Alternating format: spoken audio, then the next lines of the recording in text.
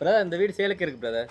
கண்ணா லட்டு திங்க ஆசையா, அந்த வீடு சேலுக்கு இருக்கு பிரதர். கண்ணா ரெண்டு லட்டு திங்க ஆசையா. லட்டு மாதிரி 2 வீடு பக்கத்துல ஜம்முன்னு நல்ல ரெசிடென்ஷியல் ஏரியாக்கு நடுவில் கட்டி ரெடியா இருக்குங்க. 2.5 சென்ட் லேண்ட் ஏரியால 1350 ஸ்கொயர் ஃபீட்ல கட்டி இருக்கிறாங்க. வீடு வந்து கிழக்கு பார்த்த சைட்டு, கிழக்கு பார்த்த மாதிரியான மெயின் ஒரு 2 BHK வீடுங்க.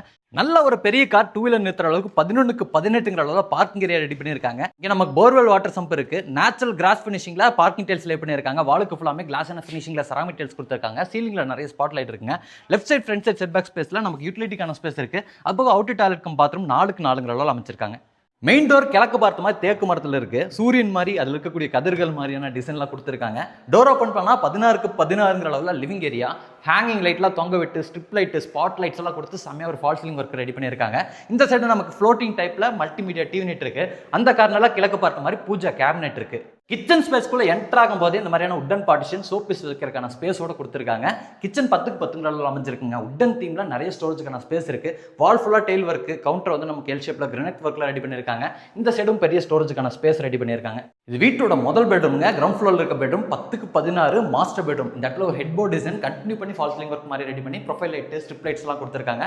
கிராஸ் வென்டிலேஷனுக்கு 2 ஜன்னல் இருக்கு. இந்த சைடு நமக்கு வார்ட்ரோப் இருக்கு, ட்ரெஸ்ஸிங் யூனிட் இருக்கு, லாஃப்ட் கபோர்ட் ஒர்க்லாம் ரெடி பண்ணியிருக்காங்க.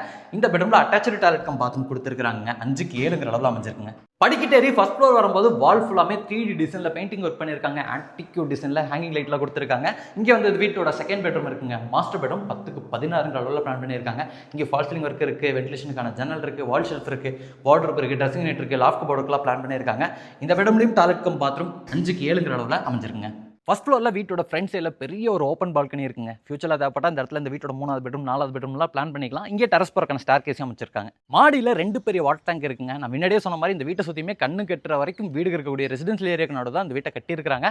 இந்த வீடு நம்ம கோயம்புத்தூர் மேட்டுப்பாளையம் ரோட்டில் வீரபாண்டி பிரிவு பக்கத்தில் லொக்கேட் ஆயிருக்கு. இந்த வீட்டோட விலை தெரிஞ்சுக்கிறதுக்கு டிஸ்கிரிப்ஷனில் நம்ம டீமோட நம்பர் கொடுத்துருப்போம், கால் பண்ணுங்க.